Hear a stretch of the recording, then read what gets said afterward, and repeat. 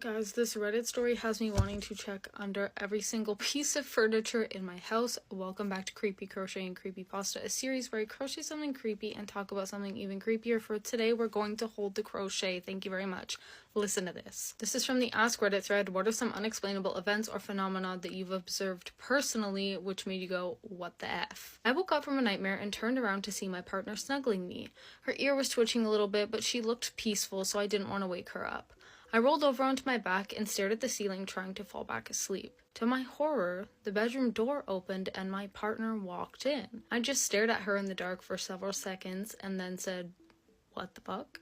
She turned around, saw my eyes wide in panic, and asked if I was okay. I looked frantically next to me where I had literally just seen her, and then back to where she was standing. She kept asking if I was okay, and I said, "I just saw you next to me." She told me that was impossible because she had been in the bathroom for the last 30 minutes. I kept insisting that she had been sleeping right next to me, but gave it up and turned over to try to sleep again. She got in bed and fell asleep within a few minutes. As my eyes started to close, the hairs on the back of my neck stood up, and I became aware of a weird weight on the side of the bed, almost as if someone had just stepped on the mattress. I knew I wasn't imagining it because my foot was starting to slide down the incline that the weight was creating. My mind was racing and I couldn't bring myself to look. I felt the bed compress back to normal and could hear shuffling across the carpet. When we both woke up, she asked me what I saw lying next to me. I told her I saw you. Same hairstyle, same freckles, same lips. She finally confessed that when I'm at work, that the same incident happens to her when she's laying down. It creeps me the fuck out.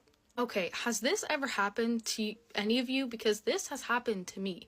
When I was a young child, maybe around 7 or 8 years old, and my great aunt had passed away recently.